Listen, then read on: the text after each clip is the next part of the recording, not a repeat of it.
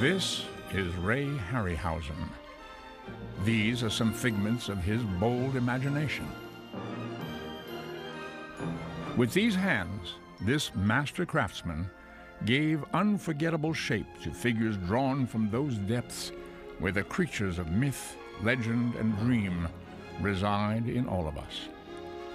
They have beguiled children for half a century, haunted their memories as grown-ups, and influenced generations of movie special effects artists. Today, Ray Harryhausen is, like his creations, a legendary figure. Fantasy is essentially a dream world, an imaginative world, and I don't think you want it quite real. You want an interpretation, and stop motion, to me, gives that added value of a dream world that you can't catch if you try to make it too real. And that's the essence of fantasy, isn't it? Transforming reality into the imagination.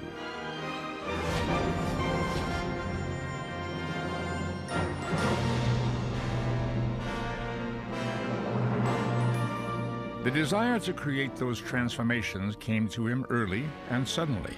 He was 13 years old when he was taken to see a sensational movie at Grauman's Chinese in his native Los Angeles.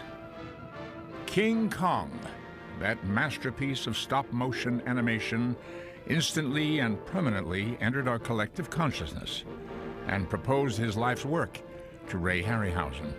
They had pictures of this big gorilla on top of the Empire State Building, so I got very curious, and one day my aunt gave us these tickets, and she went along with us, and my mother, and I walked into Grauman's Chinese Theater, and when I came out, I haven't been the same since.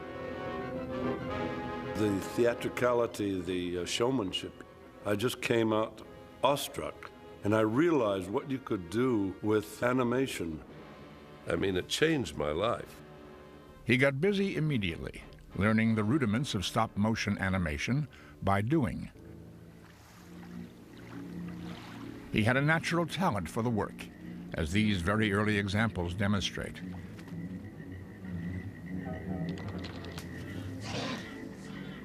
At first, his studio was the family garage. Later, his father built what they called his hobby house to accommodate Ray's expanding skills and vision. And that was really the start of my experimentation. But I owe everything to this giant gorilla and the people who made it. They were led by Willis O'Brien, a former newspaper cartoonist who'd been working in special effects since 1914. A school friend helped Ray meet him. I called Willis O'Brien, and he was very courteous, and he invited me over to the studio. So I loaded some of my dinosaurs that I had made into a suitcase, took them over to MGM, and he gave me some wonderful advice. He said, "Your Stegosaurus's legs look like sausages. You've got to learn to develop the muscles." O'Brien inspired him to enroll in art school, where he perfected his talents for drawing and sculpture, as these renderings he did for an unmade O'Brien project vividly demonstrate. When he was in art school, he also joined a science fiction club. At its weekly meetings, he made a lifelong friend. And lo and behold, there was a young writer struggling to get his stories published, was Ray Bradbury. And that was my first meeting with Ray Bradbury. He was crazy about the Lost World. He was crazy about King Kong, and I was similarly crazy. And we made a pact together, and we said, we're going to grow old but never grow up. We're going to stay 18 years, 19 years old, and we're going to love dinosaurs forever. When he heard that I was reconstructing them and trying to put a film together, of course we became quite good friends, which lasted over the years. At the time, Ray was working on Evolution. It was an attempt to tell the entire story of life's beginnings on Earth, and for a lone teenager, a hugely ambitious undertaking. Evolution was a 16-millimeter project, very ambitious when I look back at it. But in my naive way, I thought I could do it if I took a year or a year and a half. So I started making all of these experiments with it. And I'm very grateful I did, even though the picture was never completed, because I got discouraged when I saw Fantasia. It covered the dinosaur sequence with Stravinsky's wonderful background music, and I thought, oh, they're covering the same ground, and they did it so beautifully, I might as well abandon it. But it wasn't for naught. I used all this footage that I had experimented with earlier as a sample of what I could do.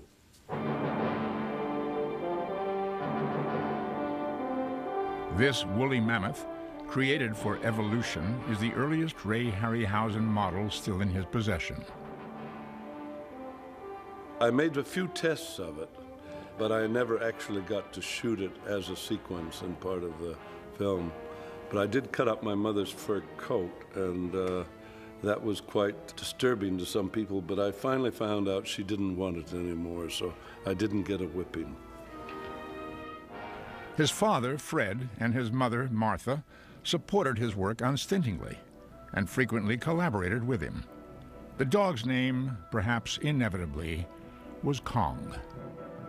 Through the years, they became interested in what I was doing, and they encouraged me enormously, and it was most helpful, particularly in the periods when one gets discouraged quite easily because you think you may be on the wrong track. His mammoth got a role in another uncompleted film about an alien from Jupiter. A school friend played the monster's victim.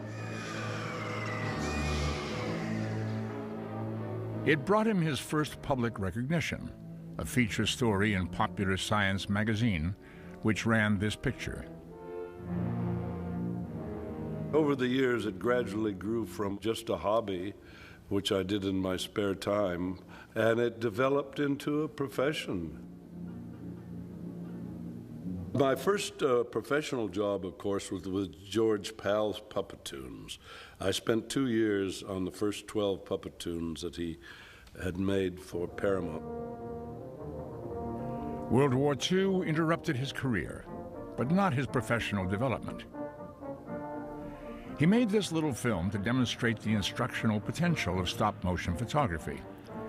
He passed the war years in a Signal Corps unit, making such sequences for Army training films.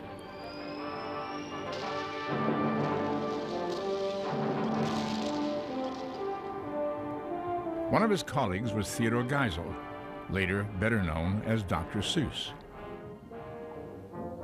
He made this model of Geisel's snafu, a comically bungling soldier, for a magazine cover. Army service also perfected his scrounging skills. The Navy had thrown out all their outdated Kodachrome and just threw it out on a junk pile. So I retrieved it and had it stored away in my garage for quite a while. And when I came back from the Army, I didn't know quite how to use it up. So I thought, well, perhaps I could make some fairy tales for children.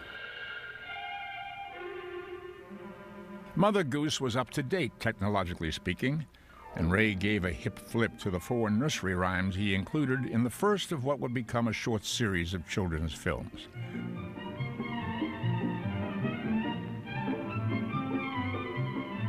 It took only 2.5 minutes to tell the tale of a spider and the world's most famous arachnophobe. The other films in the series would devote their full 10 minutes to a single story. The first of them was Little Red Riding Hood. When I started making the fairy tales after the war, my father was very helpful. He had been an engineer in the early days, and he made all the armatures for me from my designs for the puppet films. Armatures are puppet skeletons. They're wooden or metal bones connected by ball and socket joints. This allows the puppet to hold any pose for a one-frame exposure, then be slightly changed for the next and the next. Linked together, these still shots, 24 per second, create the illusion of movement. Oh, grandmother, what large eyes you have. All the better to see you with, my dear, said the wolf. And then Red Riding Hood saw clearly his long, sharp teeth. But, Granny, what great sharp teeth you have. All the better to eat you with, my dear. And then, fortunately, my mother had talent of making little miniature costumes. So she dressed all the models of the puppets. So when you have a background like that, where you have a stage set for you in the house, and you have a carpenter who can build for you, and a mother who can sew for you, my God, you have a perfect situation. I wanted to make a simplified way of changing expressions on the figures, although I didn't want dialogue. If you have dialogue, you have to make a series of heads for each character using the vowels A, E, I, O, U. So I felt that if I made 10 extreme heads from a neutral expression in the head, and then make 10 extreme different expressions, like with the eyes closed, with the mouth open, with the mouth a broad grin, and these different extreme expressions I could dissolve in 8 frames from one head to the other. So if you register them carefully, the dissolve gives the impression that the face is flexible, like a rubber face. Hansel and Gretel was next. Originally, Ray had planned to include 10 or 15 titles in the series, but each new film was more technically sophisticated than the last. Rapunzel's hair, for instance, may have been an invitation to her prince, but it was a real challenge to the young animator. He found he was spending up to 4 months on each of these little films. If he were to do a long series, it would consume years of his life. Everything greedy King Midas touched turned to gold. Everything Ray touched turned to more time-consuming hours on a project with limited rewards. He decided to make just one more of the little films. The Tortoise and the Hare would have rounded his series off at an even half dozen, and Ray thinks it would have been the best of them all. But he completed only a couple of minutes worth of footage, seen here for the first time, when Ray received a call from Willis O'Brien offering him the chance to work with his beloved mentor on a feature film. That was Mighty Joe Young. He made this conceptual drawing for it in 1946, 3 years before it was released. In reality, of course, Mighty Joe was Teeny Joe. He was a little model about 12 inches high. I helped Obi design him, and Marcel Delgado built the exterior. Ray estimates that he animated about 85% of Joe's sequences.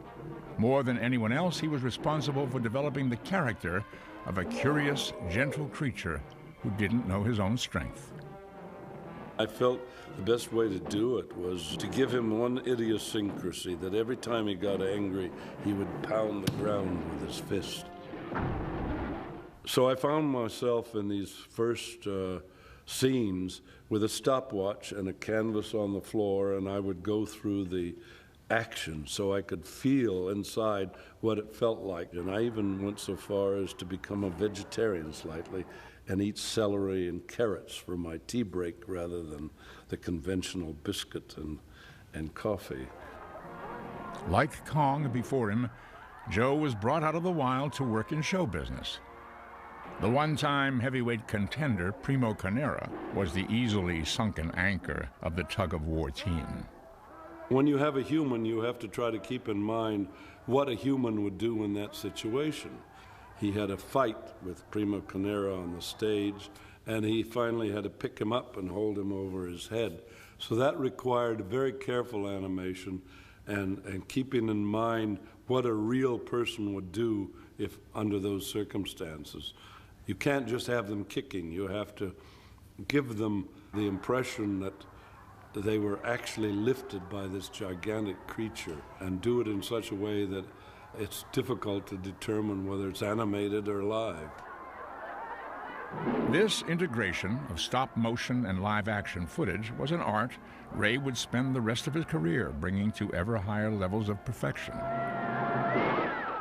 Ray and I both learned at a very early age not to listen to anyone else, to focus on your passion, to burn it with your glance, to become the dinosaur. The beast from 20,000 Fathoms was also a beast from prehistory and from an old friend's imagination. And Ray said, would you mind coming over and meeting my producer? The producer gave me a copy of the script they were working on and said, we need your help. Maybe you could help rewrite this for us. Would you mind reading it? So I went in the next room, read it, came out. They said, well, what do you think? Can you help us? I said, yes. But incidentally, this story of yours is very much like a short story of mine that was in the Saturday Evening Post 2 years ago, The Beast from 20,000 Fathoms. Well, the producer's jaw dropped, and I realized they had taken my story, forgotten where they'd taken it from, and called me in to rewrite it. So I didn't have to say anything. I didn't make a fuss. The next day, a telegram arrived saying we want to buy the rights to The Beast from 20,000 Fathoms. And that's how the film got made. And I was walking along the shore one night, and I came upon the ruins of the old Venice Pier and the serpentine spinal cord of the roller coaster. And I said to my wife, I wonder what that dinosaur is doing lying here on the beach. And the foghorn blew in the night, that following night, and I sat up in bed and I said, of course, the dinosaur on the beach heard the foghorn blowing, thought it was another dinosaur, swam for an encounter, discovered it was a foghorn and a lighthouse, and destroyed it and died. In the film, he had to live on for a few more reels.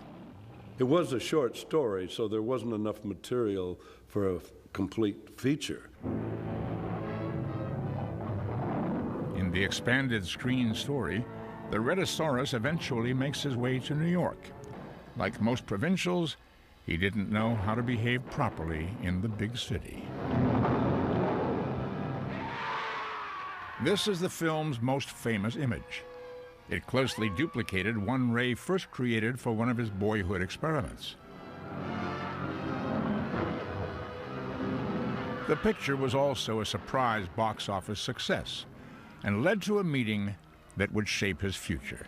There was a young producer who wanted to make a picture about an octopus tearing down the Golden Gate Bridge. So I thought, well, that's rather an interesting challenge. So I went over to the studio to meet him, and his name was Charles Schneer. What interested me was putting something on the screen that nobody else had on the screen, which was difficult to find. And I was interested in visuals and locations that had not been photographed, and I was also interested in leaving California to find those locations, because every rock, every tree within 50 miles of Los Angeles had been photographed. The Golden Gate Bridge was only 400 miles away, and it had been photographed aplenty, but not in quite the way they planned to do it in It Came From Beneath the Sea. We submitted the script to the San Francisco City Fathers, and they came back with the answer that they wouldn't cooperate because they were afraid that any destruction to the new bridge they had just built would suggest that it's not very substantial. So we had to, through devious means, I might say, we put a camera in the back of a bakery truck and drove back and forth over the bridge to get the background plates. We were trying to do a very spectacular type of story with very little money.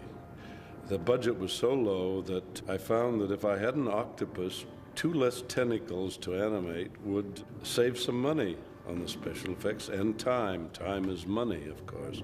So I cut off 2 tentacles, and actually we had a sextopus. We kept them disguised underneath the water because nobody would count them, we didn't think. Ray's little secret was eventually betrayed in a magazine read by fantasy film fans, but it didn't spoil anyone's fun. I don't think there were any repercussions. I don't recall the city fathers banning the picture. And I'm sure that no one really worried about an octopus pulling down the Golden Gate Bridge.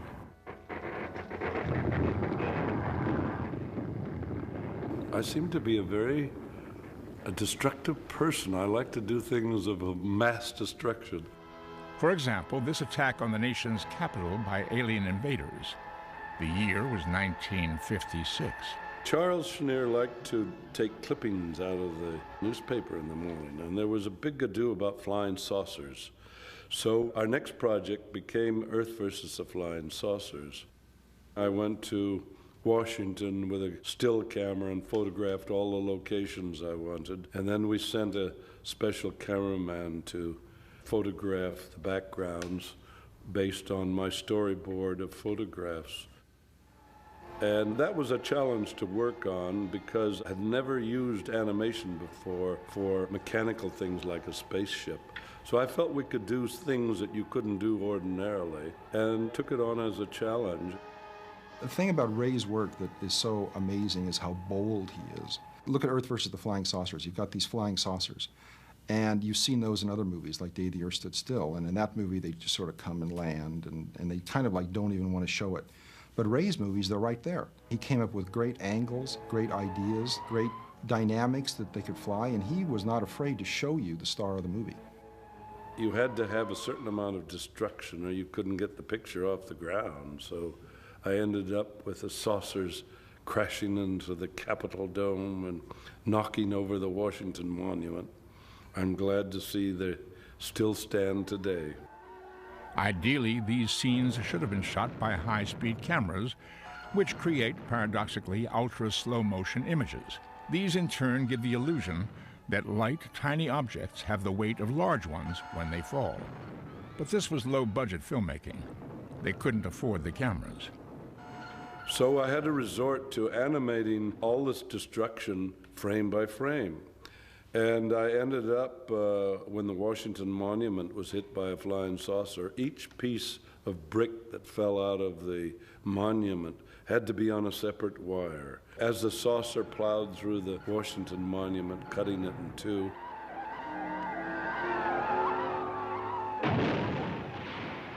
you can sense a person made it, that it's a person struggling with a medium to present themselves. That person was also struggling to leave Hollywood. Elementals was planned to be in Paris, where these creatures nestled in the Eiffel Tower. Because I wanted a trip to Europe, I got itchy feet. And the only way I could see to get to Europe was to make some location there, and then I would be sent for nothing, so, and be paid for it. But it was never produced. They were humanoid bats, and Ray plays their victim in this test footage, all that survives of the project. If he was literally carried away by his idea, no one else was. But he would get his trip anyway, and soon enough make his permanent base in London. His deliverance was the Emir. Brought back from Venus by a space probe, he was originally supposed to land in Chicago. But 50s film economics supported Ray's wanderlust. 20 million miles to Earth was shot in Rome. I wanted a humanoid creature because, having had experience with Mighty Joe Young, I felt you could do much more with a humanoid type of creature, although we didn't want to make it a man. He was taken out of his element and brought to Earth in a strange environment. When the creature hatches at the beginning and comes up and kind of rubs its eyes, and you just really feel an empathy for that guy.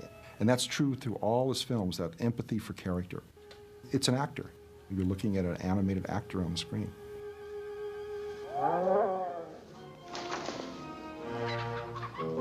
So the Emir, we wanted to make him sympathetic. He was taken out of his element. Two things changed the Emir from a harmless little guy into a menace: the hostility of Earthlings as they confronted an alien figure, and a curious addiction to sulfur. It accelerated his growth and perhaps exacerbated his temper. He wasn't really aggressive until the dog and the farmer became aggressive to him. And he finally got quite vicious because he was tortured and tormented by man. The poor boy was just a helpless soul out of his environment. And he finally ended up in Rome atop the Colosseum. Of course, that was influenced by Kong on top of the Empire State Building.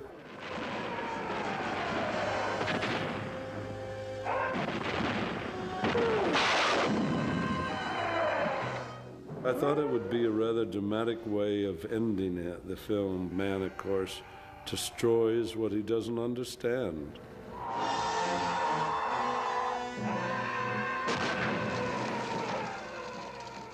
I've been responsible for destroying New York, San Francisco, and Washington. And we kind of got tired out of doing these destructive pictures constantly, which were popular in the 50s. So we took the path of action, we took the path of suspense, we took the path of imagination. That path was illuminated by drawings Ray had made some years earlier to illustrate his ideas for a movie about the adventures of Sinbad, the legendary Arabian sailor. The origin of the Seventh Voyage came a few years after Mighty Joe. I wanted to find a new outlet, and I developed these 8 big sketches based on the adventures of Sinbad. I felt he was a personification of adventure. When I saw those drawings, I was absolutely overwhelmed by them. And I didn't need any more than those drawings to sell it to the distributor. And that was our first color picture. It was also Ray's first experiment with his signature creation, the living skeleton. The skeleton was really the inspiration of going to Sinbad when I first started making my drawings.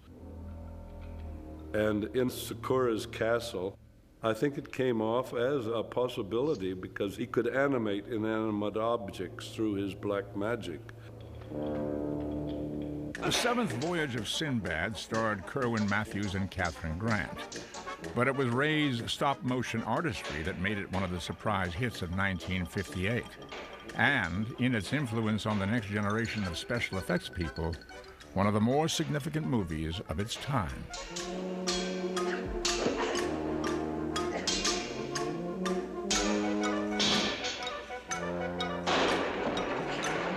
For me, there's nothing like being trapped in a cave with one skeleton, because in this cave in Sinbad, you can't get away.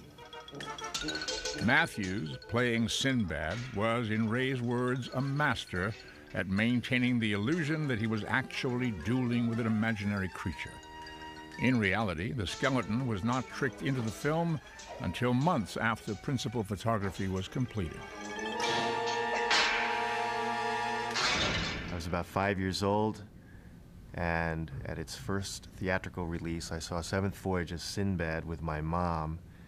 It had a very profound effect on me. I saw it 8 times the first week it came out.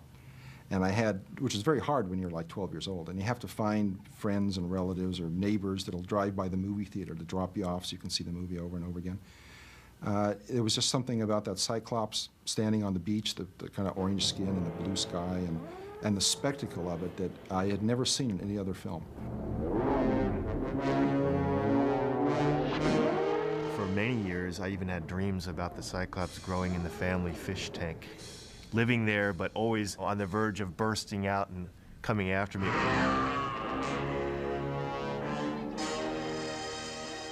In classical mythology, you find the Cyclops quite often, but never the size we made him. We tried to give him a proportion so that people would find him rather awesome. And I think he worked out quite well, particularly when he had an encounter with the dragon. Just as Ray had looked to Willis O'Brien as a mentor, young craftsmen would soon be looking to him in the same way. Dennis Muren, who has gone on to win 8 Oscars among them. It was a wonderful experience. I'll never forget those times going out to visit him. And one time I was looking around in his garage, and up in the rafters of the garage was something was sticking out. There was like a wooden skull of something going behind some boxes. I couldn't see what it was, and it was all in pieces, and it was the dragon from the Seventh Voyage of Sinbad. And I just thought, oh, what a sad end for such a wonderful creature. There was almost a note of irony. I mean, I thought the Cyclops, I liked him. I didn't like getting beaten by the dragon, which was more ruthless. I absolutely believed in the reality of the worlds he created, the marriage of the live and stop motion. Ray's dreams ranged far and wide. As a youth, he had wanted to retell the David and Goliath story. He went so far as to make this test footage for a Baron Munchausen film. He loved vast contrasts in scale. They could be charming, as well as terrifying. As he proved in The 3 Worlds of Gulliver. Since he and Schneer couldn't afford major movie stars, These figures, stars in the world's collective consciousness, stood in for them, very successfully. We needed material that the public had recognized, characters that had been around for a very long time. And I remember reading that the book most looked at in American public libraries at that time was Jules Verne's The Mysterious Island. And we made that picture. Like most of Ray's films, it was the story of an heroic voyage. In this case, in an exotic and fragile vehicle. We kept the original escape during the Civil War with this balloon because we felt that would make a very exciting opening for the picture. And Bernard Herrmann's music has always struck me for that sequence as most dynamic.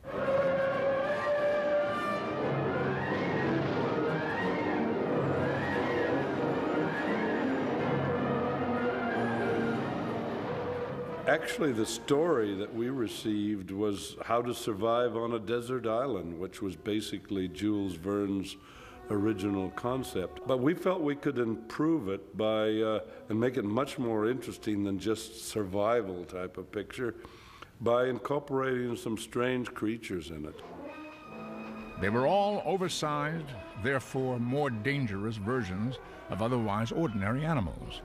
Eventually, we and the castaways learn they are being bred for giganticism by Verne's visionary Captain Nemo, who hopes they will feed an overpopulated world.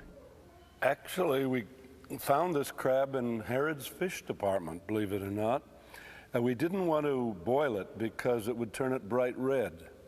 So it was necessary to turn it over to a lady in the museum who destroyed it in a humane way, and then gave me the sections in which I had to build a proper armature for stop-motion photography. When we were shooting the ultra close-ups of the crab's little area in the mouth here, in which it operates many different levers and hairs that vibrate, we got 4 more live crabs. They were called edible crabs.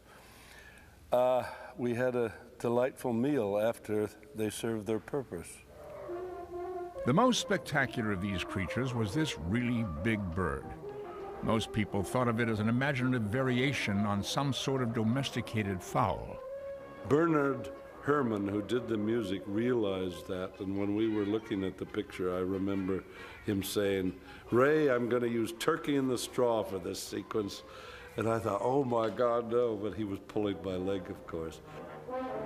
Phororhacus in the sand would be more like it. Ray had modeled this creature on the prehistoric bird.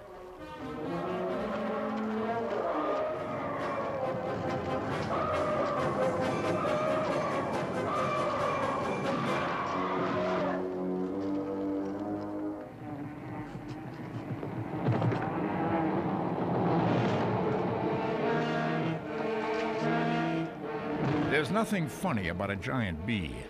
It's all too easy to imagine what his sting would feel like. He also had plenty of bare flesh for a target. Get in the honeycomb. We had a sequence where the bee sealed them in the honeycomb. And that sequence was rather interesting because it had to be shot backwards so that I gradually destroyed and had the bee open up the honeycomb. And then, of course, when it was run backwards, it looked like he closed the honeycomb.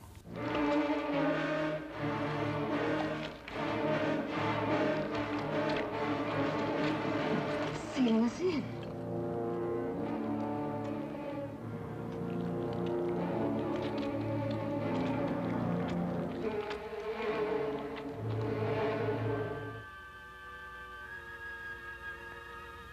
Another of Ray's long-cherished dreams was to make H.G. Wells' The War of the Worlds.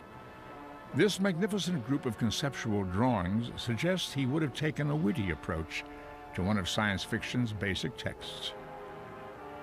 This model of one of the aliens who invaded Earth implies a certain sympathy for these creatures. So does the test footage he made.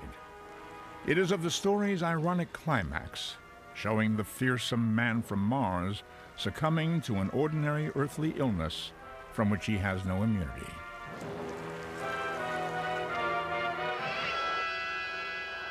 Ray finally got to do a Wells story, First Men in the Moon. There was no attempt to update Wells. The space capsule, all the film's technology, was quaintly Victorian, just as Wells might have envisioned it when he wrote in 1900.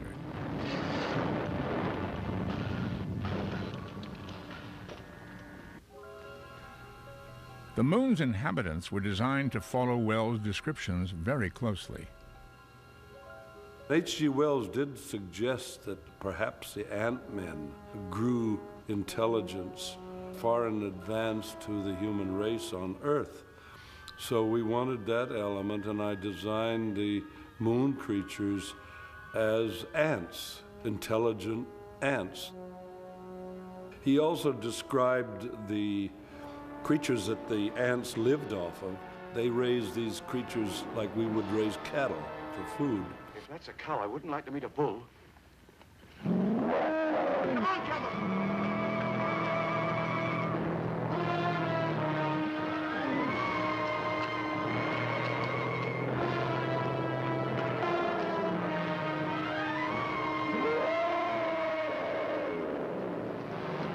Dr. Caver, the expedition's leader, was played by Lionel Jeffries. The Moon Men study the stranger in a kind of super X-ray machine. Ray's pre-production sketches didn't imagine Jeffries, but like the film itself, the actor caught the adventurous idealism of a more innocent age. Man, we come from Earth, many hundreds of thousands of miles away. No, it doesn't mean a thing. Nothing at all. Man. Yes! Man! Do you hear that? They're trying to communicate with us. Why, that's imperial! It's absolutely Man! From hundreds and thousands of miles away! Man. From Earth. That's splendid! It's splendid! It's absolutely imperial. Yes! Oh, my dear fellow, it is! It's absolutely imperial! I've seen some of the fantasy films before, but none of them sort of had the sort of awe that the Ray Harryhausen movies had because of the fact that they're characters. There are synthetic characters that are alive, that are moving around in the sets with you, and that are affecting real people that are obviously can't possibly be real.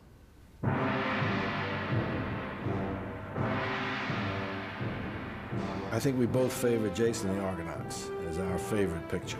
I think it was the best picture we did. I think it had highly imaginative sequences. When you talk about a seven-headed hydra, when you talk about skeletons rising out of the ground, these are memories that you don't really forget. They're totally memorable, and they don't remind you of any visual thing that you've seen.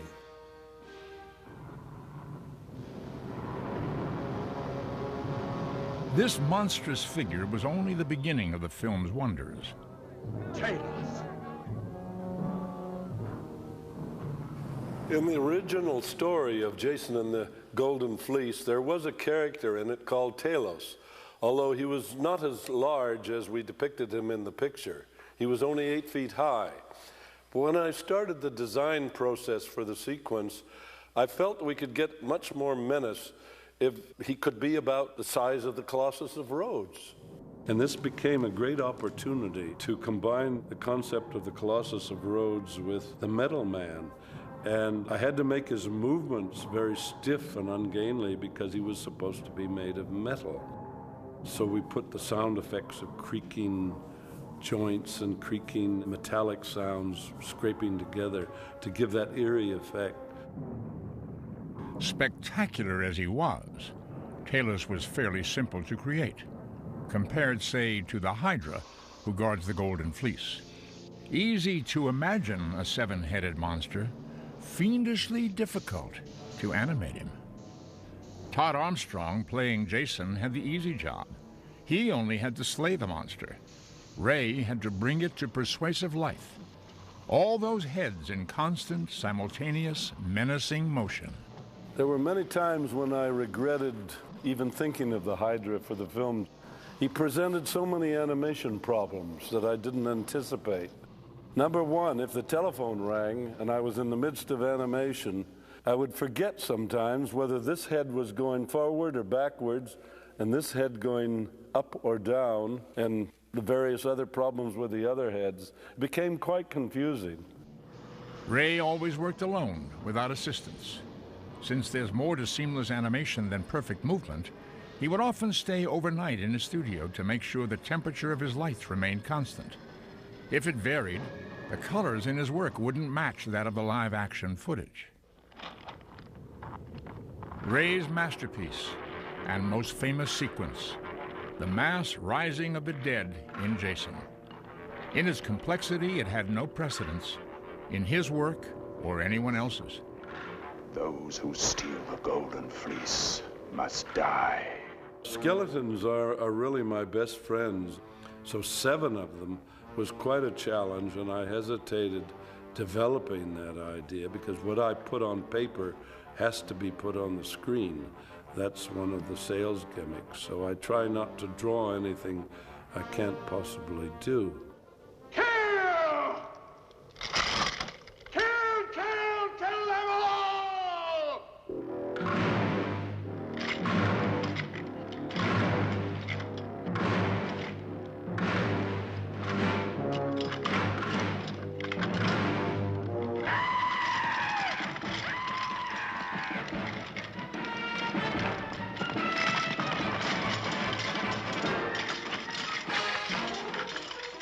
You have 5 appendages on each skeleton, so that means 7 times 5 is 35. You have to make 35 moves when you have 7 skeletons on the screen for 1 frame of film. And that meant at certain periods when we had all 7 skeletons in the same scene with the 3 men, I was only able to average about 13 frames a day. That's a little over a half second of film. Ray worked on this sequence 4.5 months. Before that, its live-action elements required meticulous planning.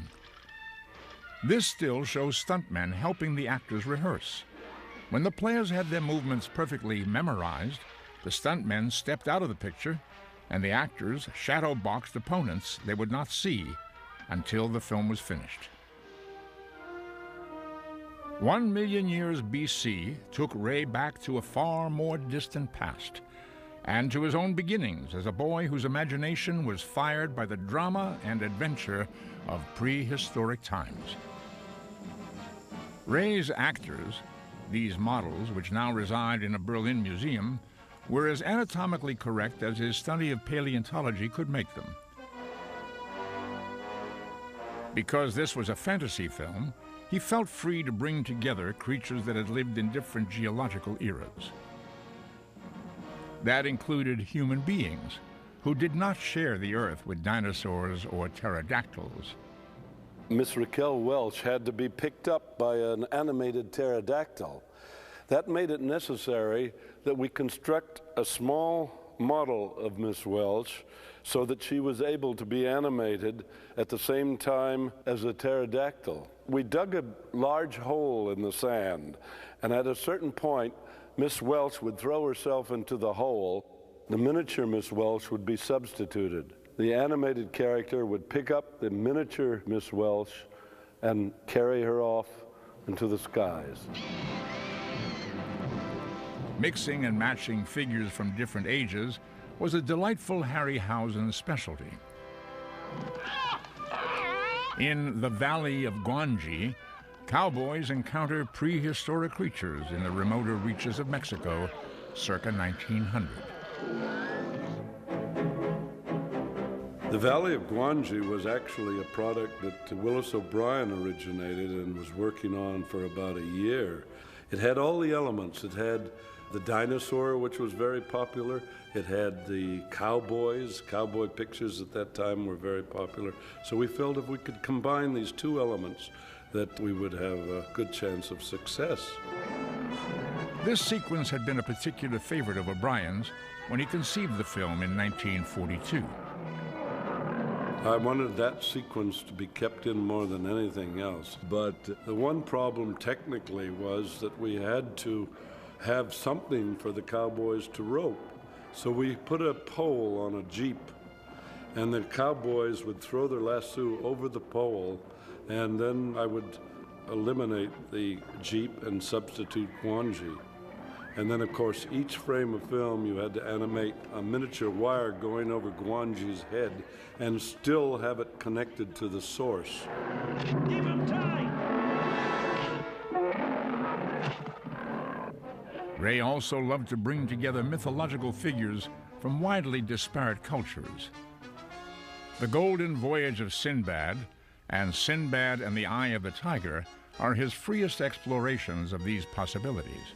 Even though in the Muslim world they would never have a figurehead on a boat, we took that liberty to have Sinbad have a figurehead aboard his boat, and gave Sinbad an encounter with a very unusual element. They became golden voyages through the myths of the world.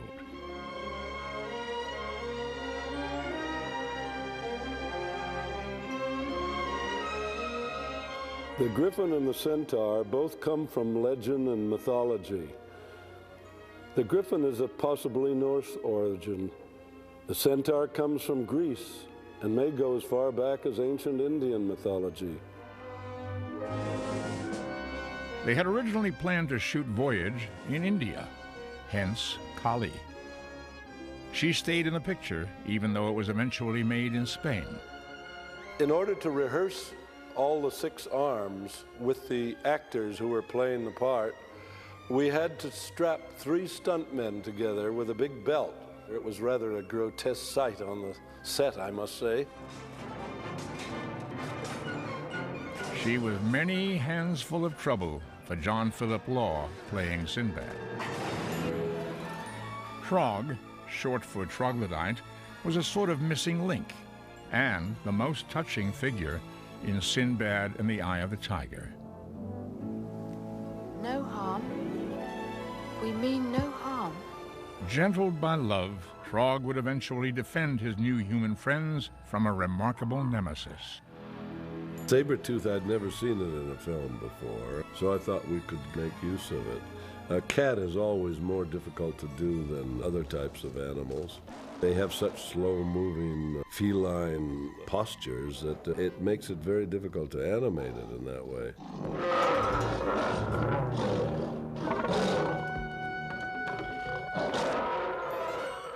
For all his ferocity, the tiger required very delicate handling. If in touching him, Ray ruffled his fur in the wrong way, the camera would see it. It's a masterpiece of Ray's maturity. Yet, like all his work, it speaks of, and to, a child's sense of adventure. There's a certain childlike quality I think one has to maintain for the love of a fairy tale, for the love of fantasy. Nothing reflected that love more memorably than Ray's Pegasus, created for his last film, The Clash of the Titans. As he did for all his characters, Ray drew hundreds of storyboard sketches, pre-planning Pegasus's screen life in infinite detail. But that was only part of the creative process. In most films that I'd seen in earlier times about Greek mythology, they always pictured Pegasus with very small wings, and you were never quite convinced that they could lift him off the ground. And I found it a challenge to try to make a convincing-looking flying image that would give you the illusion that the horse could be actually lifted into the air.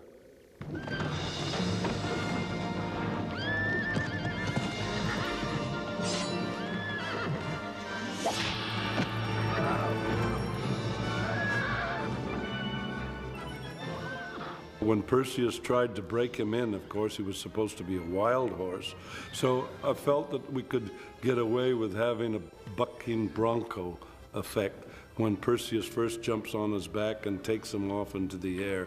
What would the horse do except try to get rid of him?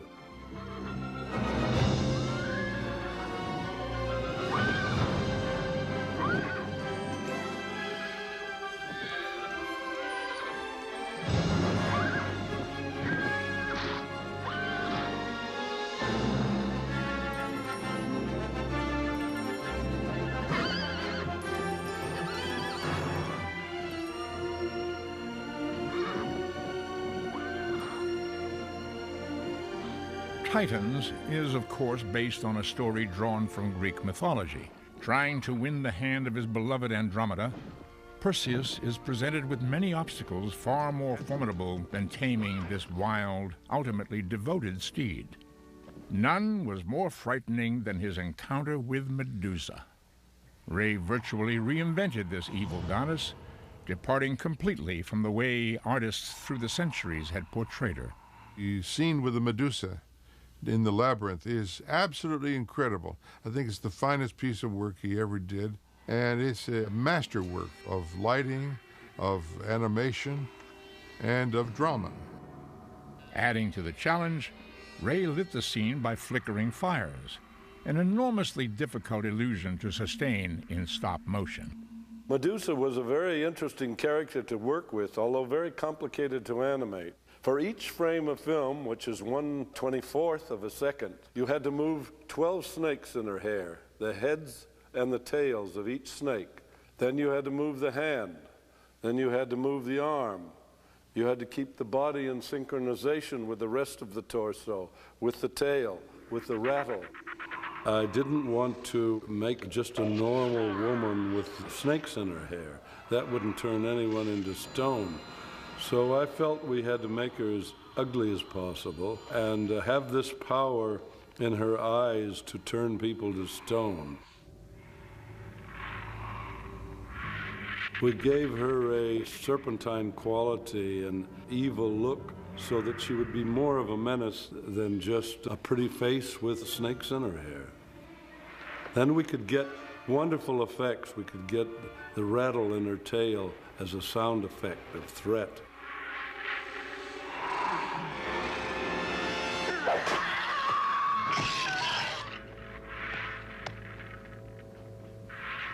The Greeks always thought their gods were the same as the human beings. They had the same foibles, the same misgivings that the human would have, but they were just larger people living on Mount Olympus.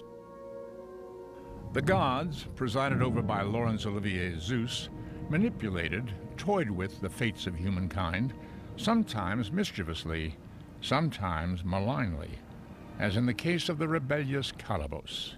He will become abhorrent to human sight. He'll be shunned and forced to live as an outcast in the swamps and marshes.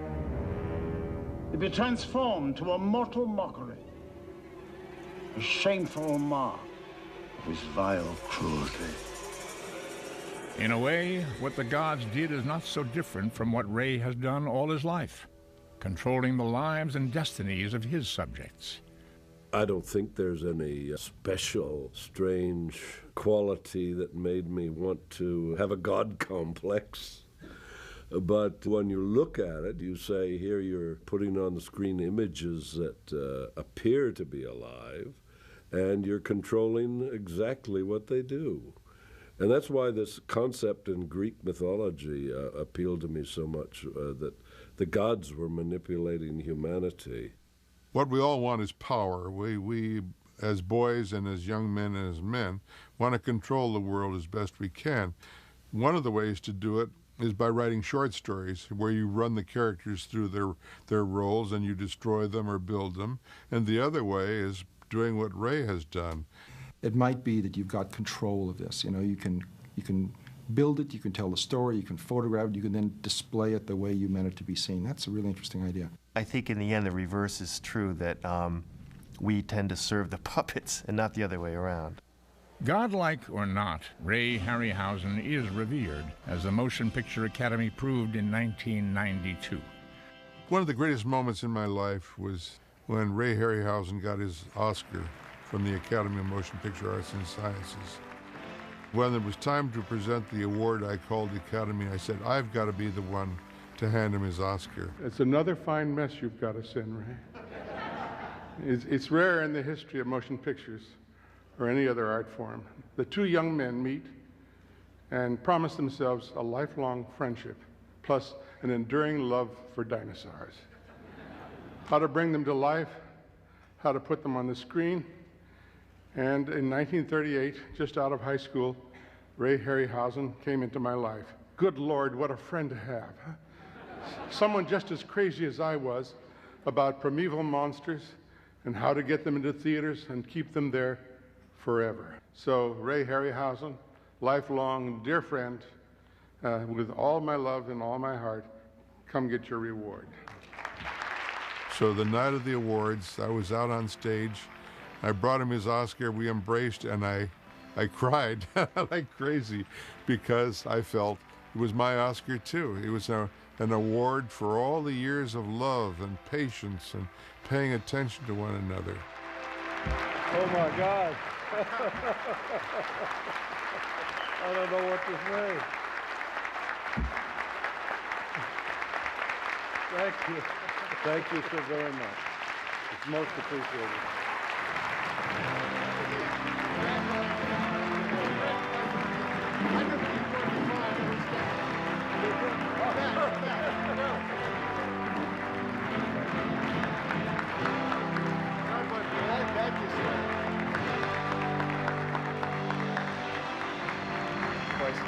Some people say Casablanca or Citizen Kane. I say Jason and the Argonauts is the greatest film ever made. In an age of computerized animation, Ray Harryhausen's work reminds us of the human hand's value. At a time when vast teams create special effects sequences, his work reminds us of what the committed individual can accomplish on his own.